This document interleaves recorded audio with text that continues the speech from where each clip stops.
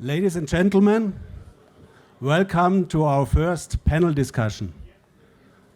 Talk 2110 or Talk IP. Does anybody of you know the website Stop 2110 or 2110mustdie.org?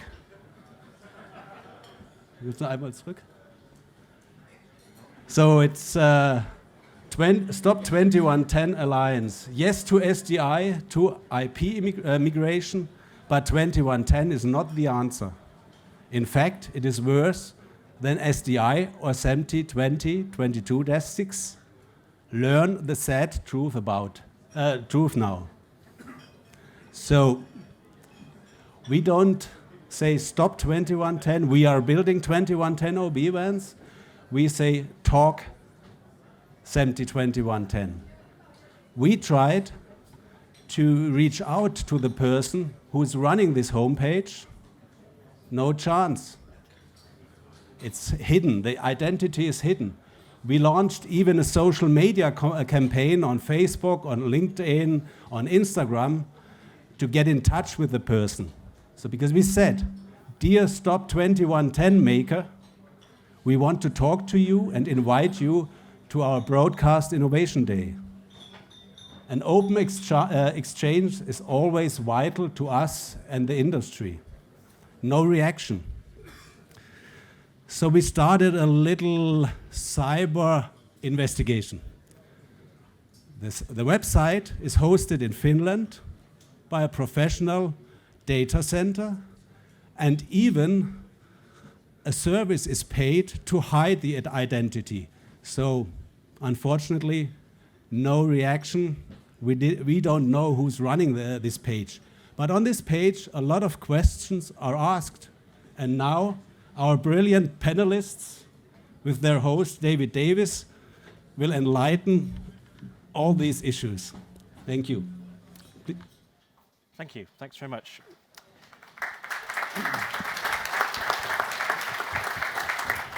So thank you for joining us. Just to introduce our panelists, I'm going to ask them to go from left to right, briefly introduce themselves and their current role, starting with Claus. Hello, my name is Claus Pfeifer. I'm from Sony. I'm heading the content acquisition business for Sony Europe. My name is Phil Myers. I'm the CTO at Lawo, responsible for product and technology strategy across the group. Hi, my name is Joachim Kuhnen. I work for Imagine Communications and I'm the product line manager for the infrastructure product lines. Good afternoon, everyone. My name is Zoltan Matula from Newtek. I'm the regional sales manager in Central and Eastern Europe. Yeah, good afternoon. My name is Eveleens and I'm working for Riedel Communications. And my role is business development for video solutions. So if we can't quite work out who's behind this interesting sort of anti-2110 initiative, we can at least look at a few of the claims and whether there's any substance to what they're saying. But before we go on to do that, I just want to ask our panelists just for kind of their overall feelings about the trajectory of 2110 in terms of its adoption and the understanding about it. For anyone to come in on, I mean, how do you feel that we are in terms of the global adoption of 2110, and what kind of stage are we at the moment?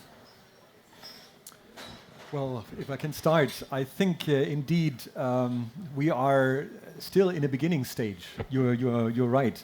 But on the other hand, we have seen in the past couple of years a lot of projects that have been successfully delivered. We from Sony have done up to now 60 systems worldwide using IP.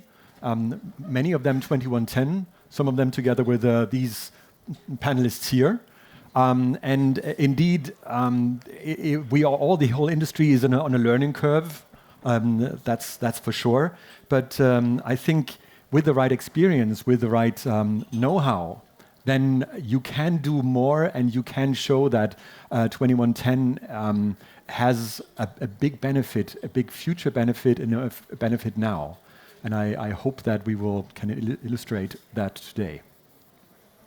Does anyone want to come? I think what I would add to that is if you look at some of the recent reports from IBM, Devoncroft, I think we're at a point now where if you look at the customers that have already deployed IP, there's a very large percentage. There's still quite a lot of people that have an intention to go IP, but the percentage of people looking still undecided is now very small. It's around 12, 13%.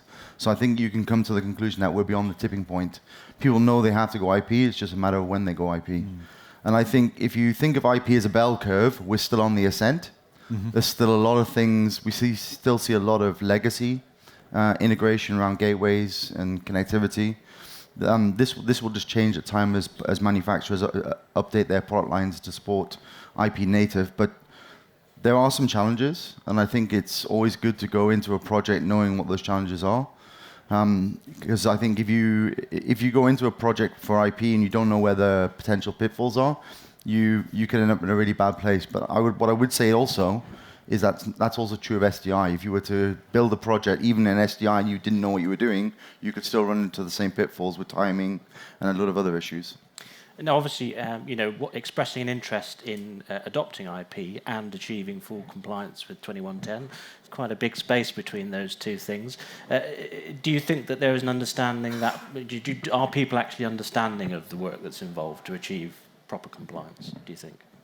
I think more and more. Okay. I mean, there's a lot of collaboration actually in the industry, and I have enough grey hairs to go back to the transition from analog to SDI.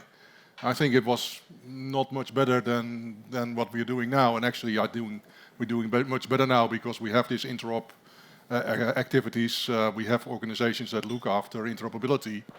I can't remember that was happening when we tried to get to SDI systems to work. So I think it's not perfect, but I think we are doing a good job there. I think it's so I can agree with all of the panelists here.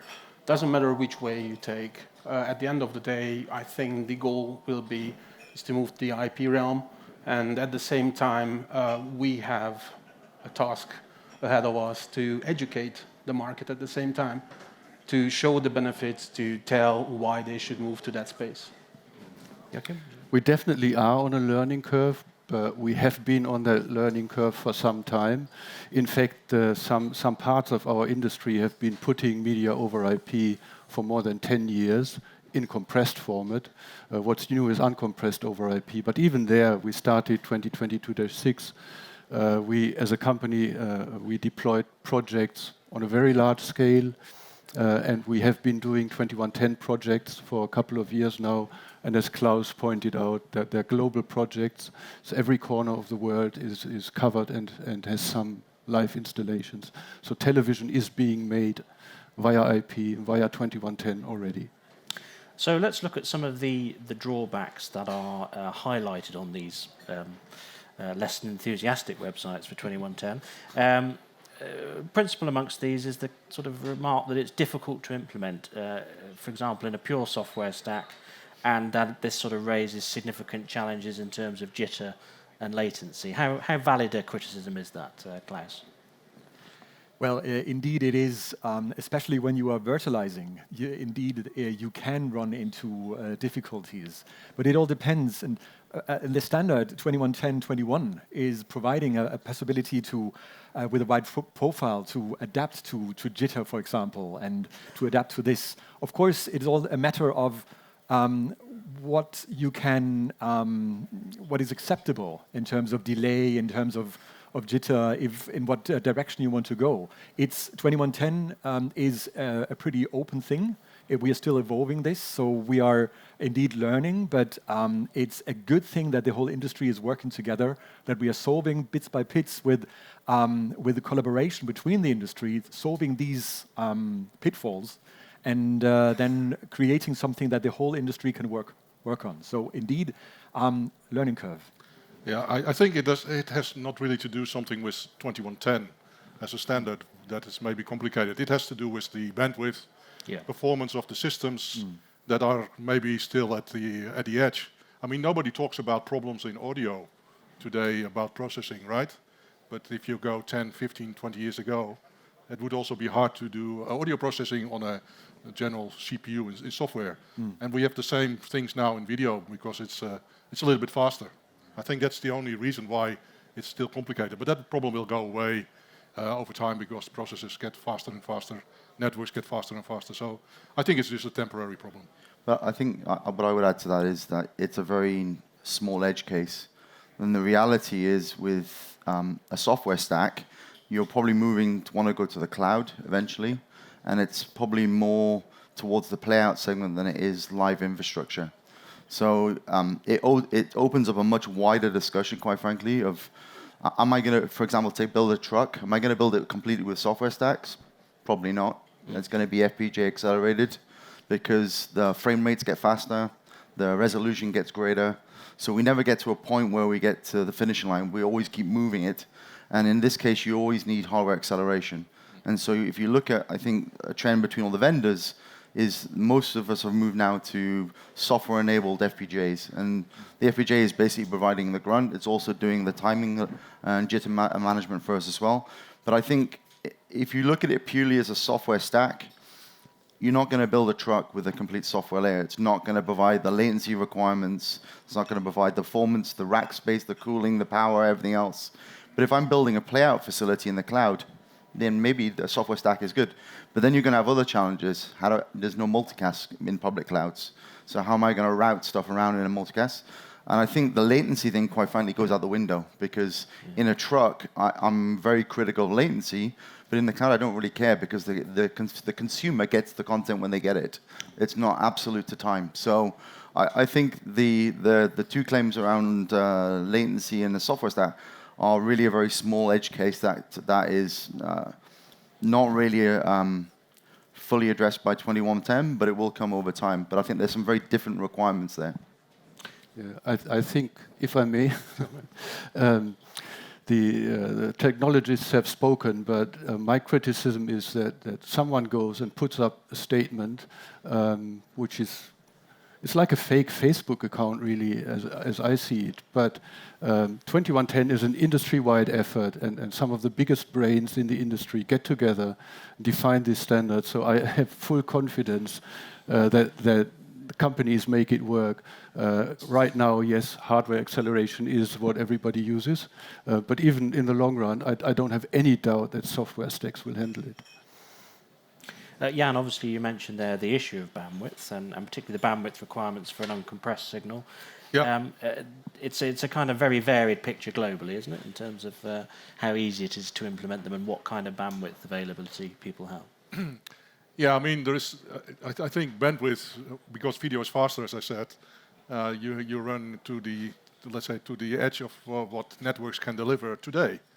But tomorrow, this is already a smaller problem, and the day after tomorrow, even smaller. So I think, again, bandwidth requirements, especially if you're building your own network. I mean, it's different if you're in a public network, of course, but if you're inside a truck or inside your facility, the cost per bandwidth goes so down so fast. And the development of the IT industry in terms of availability, I mean, 800 gig switches are around the corner in 21. So what are we talking about bandwidth limitations? This goes away very quickly. Yeah. Phil, you talked obviously there about people moving into a cloud-based environment, particularly for production centres. A lot of these concerns kind of eventually drifting away. How comfortable do you feel that the people you talk to who are looking to plan and design new facilities now are with moving into that kind of setup? I think it depends on the application. So if we see a lot of customers building what I would call private data centers, where all they're really doing is consolidating equipment and moving the human interfaces to the edge and putting all of the processing directly in one space. This is a great model for remote production. It's a great model for disaster recovery. We don't really see people putting high bandwidth content into the cloud at this point. I think there's an intention, but we see it very much as a stepping stone. People are moving from bespoke proprietary boxes to more commoditized technology, building more centralized data center on-premise, private cloud, with a view that they can move it eventually into public cloud. Like I said, when you get to the public cloud, there's a lot more challenges than just the transportation layer. Right. Security is probably the biggest issue that you're going to run into. So if I have very high premium content, I've got to make sure if I get it to the cloud, it's going to be secure. Yeah, I mean, one would imagine in particular there's going to be a serious issue or serious concerns amongst, for example, sports rights holders. Yep, agreed. I think this is. Then you get into the discussion of encrypting the transportation layer, or do I encrypt the actual content? Yeah. And then if it goes through the network, do I need visibility of the network of where it's gone, where it's transited? Do I need then security, a certain level of security? I mean, most broadcasters today will have some sort of penalty against breach of content or any disruption on air. How do you protect against that in the cloud, for example? That's quite a hard challenge. And does that require entirely new kind of security solutions to be evolved, or is it building out of existing ones? What kind of implications does that have? I think from my side, there's quite a lot of effort within the standards bodies at the moment to look at how we secure the devices, first and foremost. There's also, that means it's not just the transportation layer, it's also the APIs. So the interfaces that we all connect to control these devices. However, we don't want to reinvent the wheel. We don't want to build something which is bespoke to the broadcast space. So if you look at a lot of the work, it's taking technology that's been adapted in other markets, whether it's banking, medical. So I think it very much is a work in progress, because typically broadcasters build an air gap. And so when you look at a lot of these facilities, the media network, which would be your SDI router and your control layer and everything behind it, would be very much air-gapped from the public space. And now, because we're doing things like remote production, you are transiting out into the public space. So it's not a matter of when the network will breach, it's at what point and where it will be breached and what can you do to prevent it. So there's quite a lot of work at the moment around security. Okay. And those discussions, I mean, do they tend to involve all of the stakeholders, the rights holders, the solution providers? I mean, what's the nature of those sort of conversations? I think a lot of the work's been driven at the vendor side so far in terms of devices.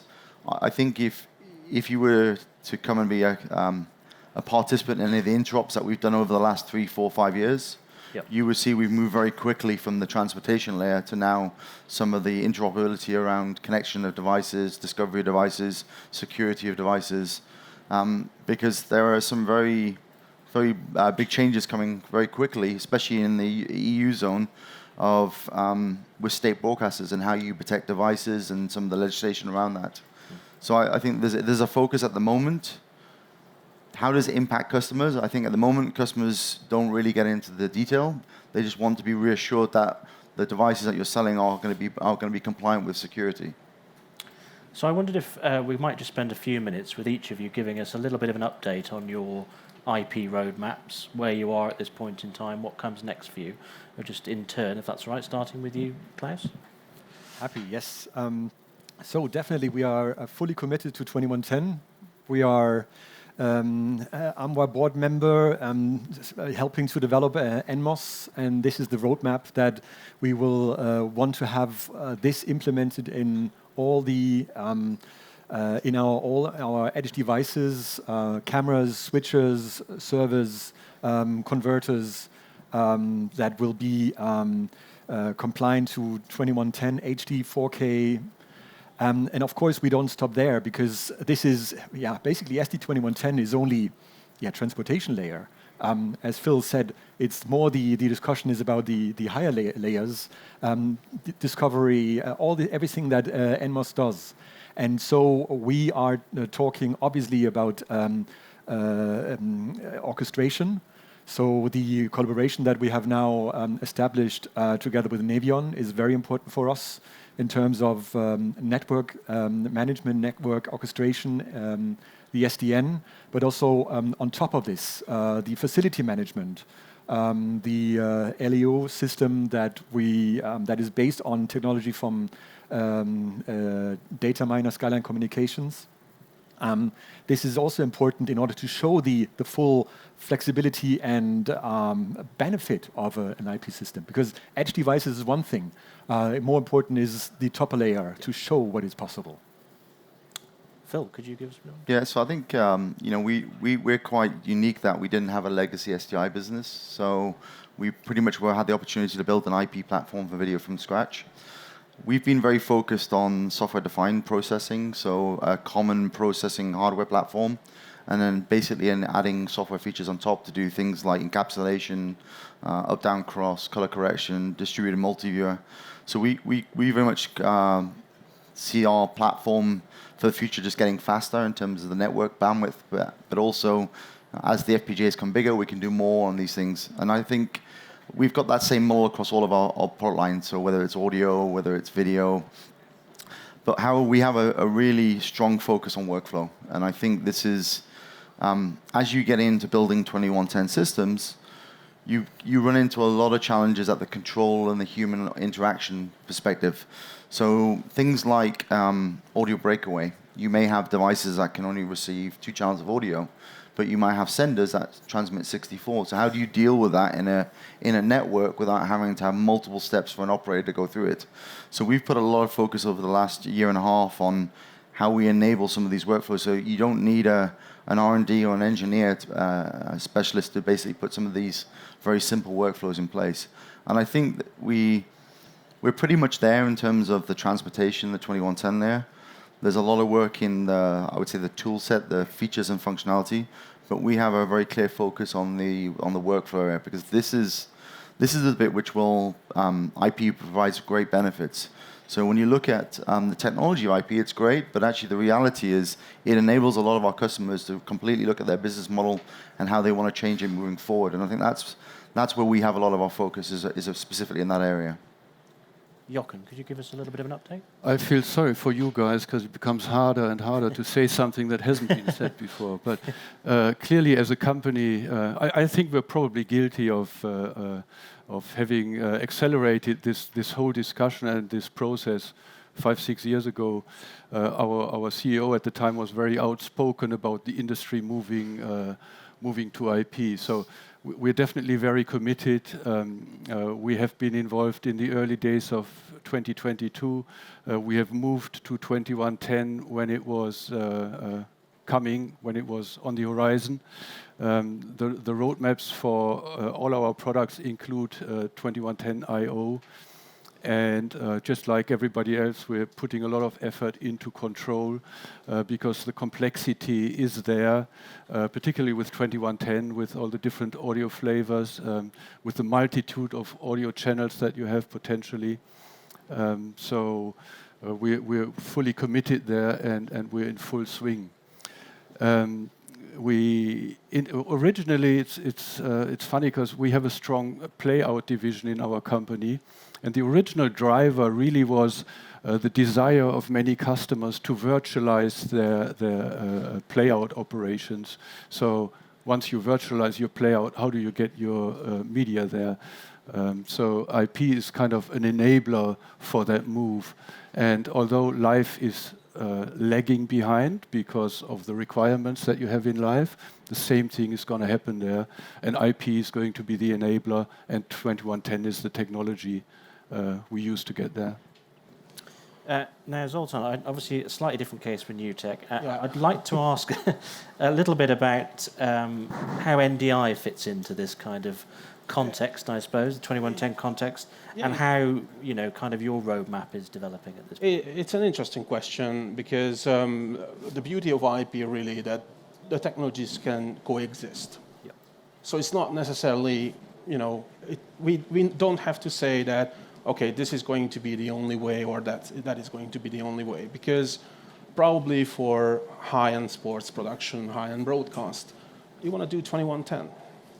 But mid-size production, lower-end production in broadcast, not broadcast-related productions, corporate, education, everywhere else.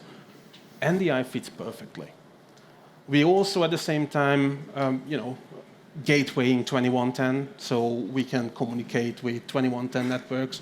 So again, the IP fabric is awesome because we can coexist on the same networks, and you can pick and choose the solution which fits best for your needs. And basically, I think that's the roadmap for us is, I think we introduced a very nice hashtag during the IBC, the software-defined visual storytelling. But at the same time, I also have to mention that Newtek now the part of the WizRT group. So WizRT, of course, supports 2110, but at the same time, they are behind NDI. So it's, again, what I earlier said, the two things can coexist. I mean, you mentioned there its suitability for some sort of non-core broadcast applications. What is it about NDI that makes it suitable for those kind? You mentioned that its suitability for some non-broadcast applications like corporate, for example. What is it that makes it suitable for that? Resolution independent, or agnostic, frame rate agnostic. The technology itself supports already 8K, 16K. The protocol itself, it supports 16-bit. If you throw anything to it, really, it depends on the two endpoints, what they can process. There are tests out there already with 8K over NDI, and they are doing it on a daily basis. We are running, we just did a test with my colleague did a test, cross-connected over VPN, Stockholm, London, Dubai, cameras was there, production switch was another place, I think it was in London, it was controlled from France, from Paris. So there are so many ways to use NDI right now, and we are moving into many other infrastructures, not just the broadcast business. I mean, Jan, I think Axon, like Imagine, was a company that incorporated IP into its messaging at a very early stage. Where are you at now in your kind of... Well, I was at Axon now, not anymore. Of course, I'm at Riedel now. Sorry, Riedel. Sorry, Riedel. Yeah, I was part of the first steps into going to Ethernet, basically. Yes. So it has been a long journey. Within Riedel, I think we have fully embraced 2110, and you can see that our intercom system is already fully 2110 compliant, which is, so far as I know, still the only one. And also on the video side, we soon will come with a full offering of 2110 capabilities for MediaNet. So we are very active in all the bodies. We have hosted 2 times already the Interop in Wuppertal, not so far from here, where all the manufacturers gathered and do the testing. So this shows us that we really support the industry collaboration on 2110 because we believe that open standards is a really important element for the furthering of this industry. A few other general questions for anyone to answer. You've mentioned, obviously, the involvement with standards bodies and the kind of conversations that have taken place there. Do you think they have, in general, done enough to communicate the benefits to customers at large? Or do you still encounter people who have a sort of relative scarcity of knowledge at this point? Well, I think there is... If I go around the world, and one of my roles is that I travel the world and meet all sort of customers, it varies from country to country, from region to region, and from customer to customer, what the knowledge level is. Some people are really very versed at IP and 2110, and some people are really still very nervous about that. And I think this is just a general education problem which has to, that we have to go through. And some organizations have more advanced than other, and that's just a matter of time. And also, it has to do with the age of the engineers, their backgrounds. I mean, there's so many factors that influence that. So it will take some time. If you could look across the globe, it will take some time before everybody is 2110 ready, I think. So I've always said this transition takes 10 years, and it probably is going to take more than 10 years. If I take the few years I had already in this IP adventure into account, we are already halfway, and then I think 5 years more is not enough. I agree that, to be a slightly self-criticism to me and to the industry, I think we have started to talk too early about technology only, and we have been focusing around the kind of the transport layer, and everybody was talking about that, and we did not talk, as Phil mentioned, enough about the business benefits.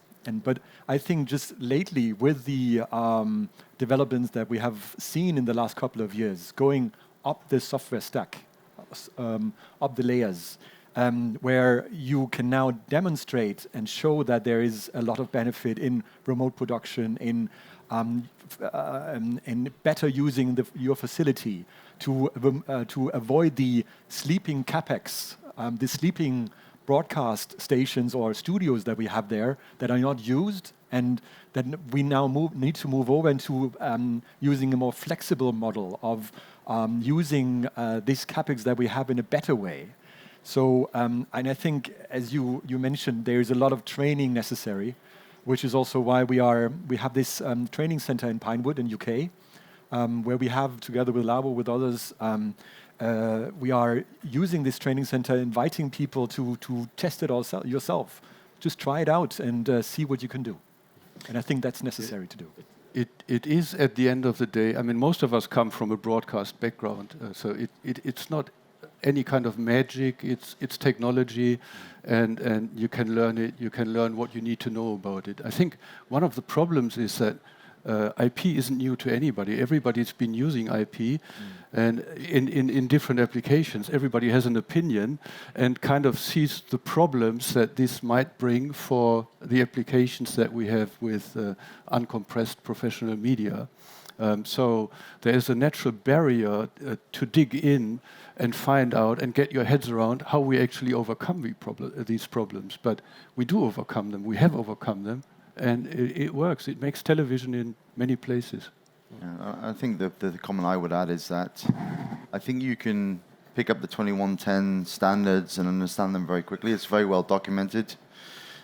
The bit it doesn't address, and the bit which is the challenge for most customers, is what network design am I going to put in? How is that going to work?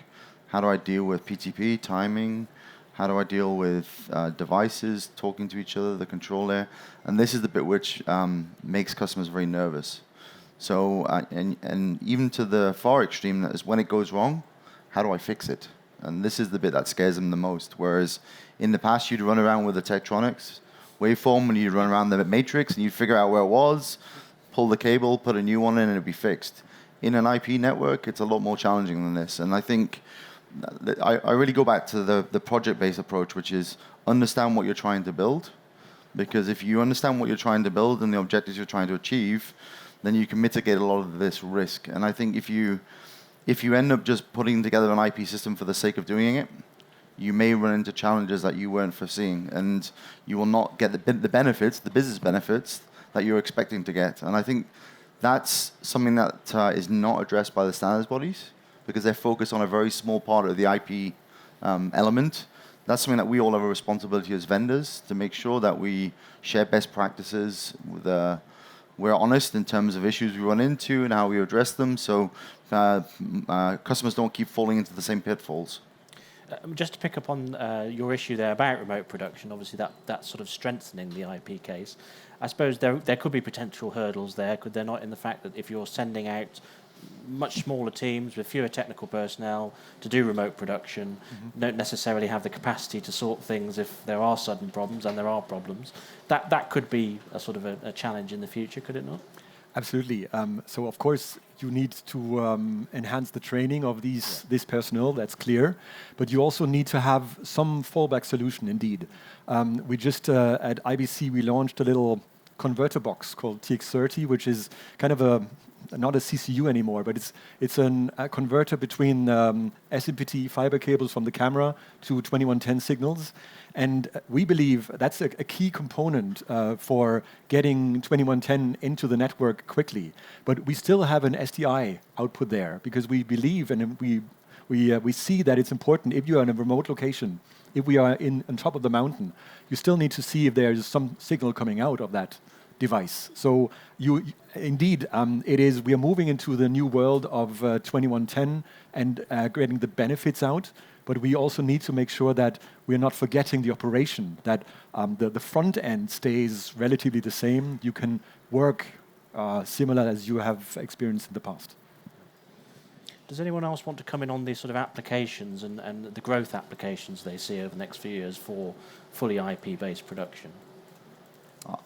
We hear so much about sports, and I'm intrigued to know about it being applied. So we've identified three very clear edge cases where we think IP provides real benefit. The first one is these new greenfield sites, broadcasters putting up new facilities. It doesn't make sense to build these in SDI today. If you're thinking in the future of SD, HD, 3 gig, UHD, HDR, SDR, you end up putting a lot of copper cable in for no reason. And I think generally the life of these facilities are well beyond 10 years. So putting a technology in, which quite frankly, and most of the vendors are no longer really building, for example, SDI routers. No one's coming to market with new SDI routers these days.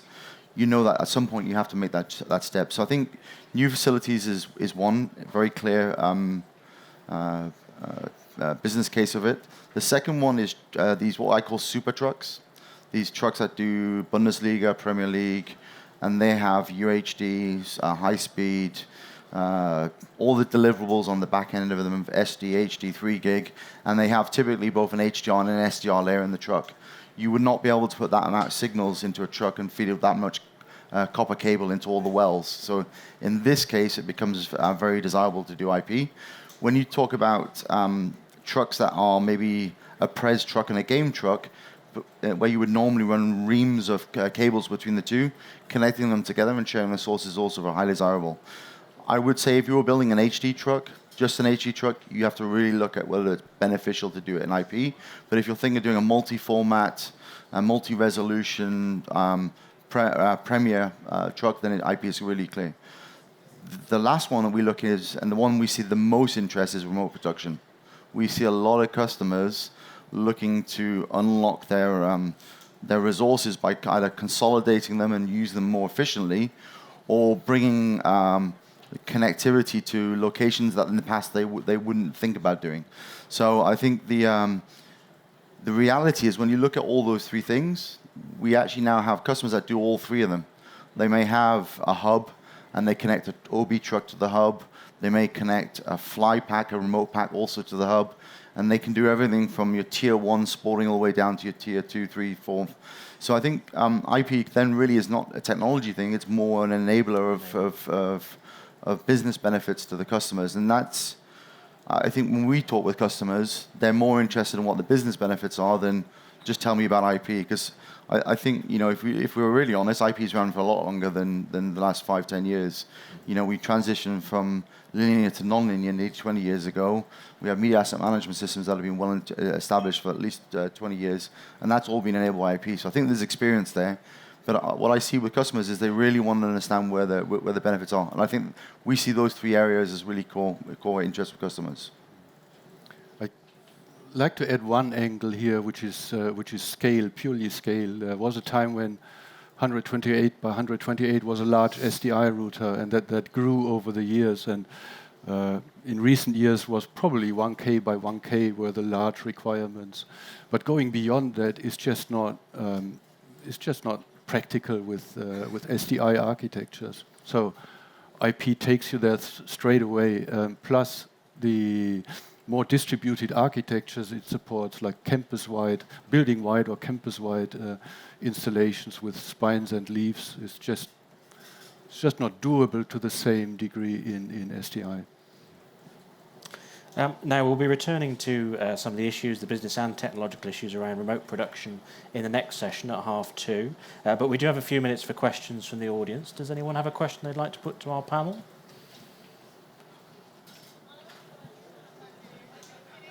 No?